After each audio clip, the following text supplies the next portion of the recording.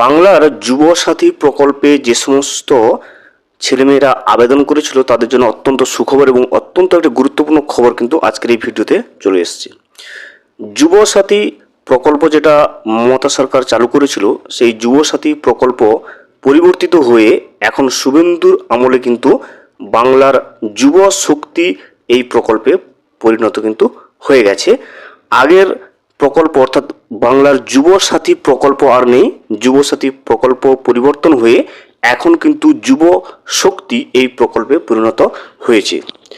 যারা যুবসাথী প্রকল্পে আবেদন করেছিলেন তারা এই যুব শক্তি প্রকল্পে টাকা পাবেন কিনা, এছাড়া যুবশক্তি প্রকল্পে টাকা পেতে গেলে নতুন করে আবার আবেদন করতে হবে কিনা, বা যুবশক্তি প্রকল্পে আবেদন নতুন করে করতে গেলে কি কি ডকুমেন্টসের প্রয়োজন হচ্ছে, এখন যুবশক্তি প্রকল্পের আবেদন চলছে কিনা, বা যদি চলে থাকে সেক্ষেত্রে কতদিন পর্যন্ত এই আবেদন চলতে থাকবে, সর্বোপরি যুবশক্তি প্রকল্পে টাকা কবে থেকে ঢুকবে এবং কত টাকা করে যুবশক্তি প্রকল্পের উপভোক্তাদেরকে দেওয়া হবে, এই সমস্ত বিষয় কিন্তু আজকের এই ভিডিওতে আমরা বিস্তারিতভাবে জেনে নেওয়ার চেষ্টা করব।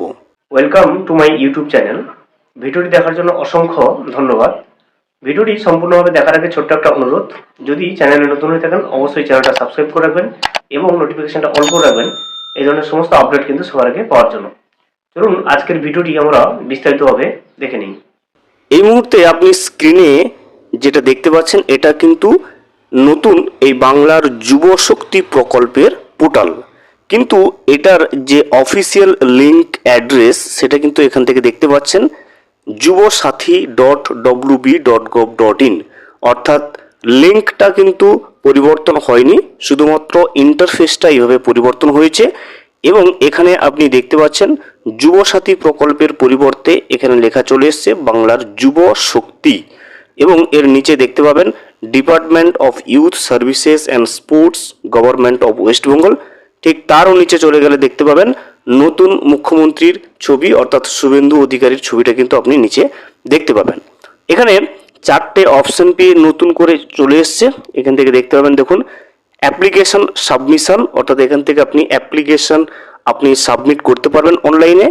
দ্বিতীয় অপশন যেটা রয়েছে দেখুন, যদি অ্যাপ্লিকেশন সাবমিট করে থাকেন অ্যাপ্লিকেশন স্ট্যাটাস চেক করার জন্য দ্বিতীয় অপশনটা রয়েছে। 3 নম্বরটা রয়েছে দেখুন পাবলিক নোটিশেস, এবং 4র্থ নম্বরটা রয়েছে দেখুন ডিপার্টমেন্ট রিপোর্টস। এই 4টি অপশন কিন্তু এখানে নিচে রয়েছে। এরপরে এখানে নিচে আরেকটু গেলে আপনি দেখতে পাবেন ইম্পর্টেন্ট অ্যানাউন্সমেন্টে যেটা রয়েছে, সেখান থেকে কিন্তু দুটো গুরুত্বপূর্ণ তথ্য রয়েছে। দেখুন, the online application submission period for this scheme has officially ended, এবং কোনো রকম অ্যাসিস্ট্যান্টের জন্য একটা নম্বর কিন্তু দেওয়া রয়েছে আগের মতো করেই। এখন প্রশ্ন হচ্ছে, যুবসাথী প্রকল্পে যারা নাম নথিভুক্ত করেছিলেন তারা কি এই যুবশক্তি প্রকল্পে অটোমেটিকভাবে চলে আসবে? হ্যাঁ, যুবশক্তি প্রকল্পে আর নতুন করে আপনাকে আবেদন করতে হবে না। যদি যুবসাথী প্রকল্পে আপনি আবেদন করে থাকেন সেটা কিন্তু অটোমেটিকলি ডেটা তারা এক্সট্র্যাক্ট করে যুবশক্তি প্রকল্পে তারা অটোমেটিকলি কিন্তু বসিয়ে দেবে কম্পিউটারের সাহায্যে। এবং আপনি যদি টাকা পেয়ে থাকেন নতুন সরকারের আমলেও কিন্তু আপনি জুন মাস থেকে কিন্তু 3,000 টাকা করে সরাসরি ব্যাংকের অ্যাকাউন্টে পেয়ে যাবে। তবে আপনার ব্যাংকের অ্যাকাউন্টে অবশ্যই কিন্তু ডিবিটি লিঙ্ক থাকতে হবে। নতুন সরকারের ঘোষণা অনুযায়ী সমস্ত রকমের গভর্নমেন্টাল ফান্ডস বা সরকারি সহায়তা যেগুলো হয় সেগুলো সব কিছুই কিন্তু ডিবিটির মাধ্যমে আপনার ব্যাংকের অ্যাকাউন্টে ট্রান্সফার হবে। যদি ডিবিটি লিঙ্ক না থাকে অবশ্যই কিন্তু আপনার ব্যাংকের অ্যাকাউন্টে ডিবিটিটা লিঙ্ক করিয়ে নেবেন। নতুন করে যুবশক্তিতে আবেদন করার এখনো পর্যন্ত কোনো রকম কোনো নোটিফিকেশন সরকারের পক্ষ থেকে আসেনি, তবে যুবশক্তি প্রকল্পে আবেদন নতুন করে করতে হবে বলে মনে হচ্ছে না এখনো পর্যন্ত। পরবর্তীতে গভর্নমেন্ট অফ ওয়েস্ট বেঙ্গলের পক্ষ থেকে যদি কোনো রকম নোটিশ আসে যে যুবশক্তি প্রকল্পে নতুন করে আবেদন করতে হবে, সেক্ষেত্রে অবশ্যই কিন্তু আমরা ভিডিওর মাধ্যমে আপডেট আপনাদেরকে দিয়ে রাখবো। তবে এই মুহূর্তে যুবসাথী প্রকল্পে যারা আবেদন করেছিলেন তারাই যুবশক্তি প্রকল্পে অটোমেটিকলি চলে আসবে এবং তারা কিন্তু টাকা পেতে শুরু করবে 3,000 টাকা করে সরাসরি ব্যাংকের অ্যাকাউন্টে জুন মাস থেকে। তবে এই মুহূর্তে যুবশক্তি প্রকল্পে নতুন করে আবেদন কোনো হচ্ছে না। অনলাইনে যদি আপনি যদি অ্যাপ্লিকেশন সাবমিশন যে অপশানটা দেওয়া রয়েছে, এই অ্যাপ্লিকেশন সাবমিশন এখানে যদি আপনি ক্লিক করেন দেখবেন যে অপশানটা রয়েছে একটা পপ আপ মেসেজ চলে আসছে, দেখুন application submission close, the online application submission period for this scheme has officially ended. Closing time দেখুন 26 ফেব্রুয়ারি 2026, অর্থাৎ 2026-এর 26শে ফেব্রুয়ারি লাস্ট অ্যাপ্লিকেশন অনলাইনে কিন্তু করা হয়েছিল।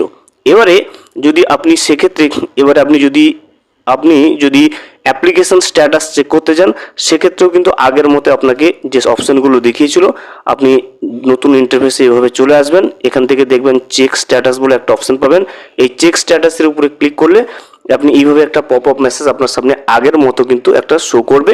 দেখুন updated status will be made available soon, please visit again, thank you. অর্থাৎ এখনও পর্যন্ত আগের মতোই ওয়েবসাইটে স্ট্যাটাস চেক করতে গেলে দেখাচ্ছে যে পরবর্তীতে আপনি আপডেটেড স্ট্যাটাস চেক করতে পারবেন, এখনও পর্যন্ত কিন্তু আপনি স্ট্যাটাসটা দেখতে পারবেন না। শুধুমাত্র যেটা পরিবর্তন হয়েছে যে বাংলার যুবসাথী প্রকল্পের যে ইন্টারফেসটা সেটা কিন্তু যুবশক্তিতে পরিণত হয়েছে, তার এছাড়া আর কোনো কিন্তু পরিবর্তন আসেনি।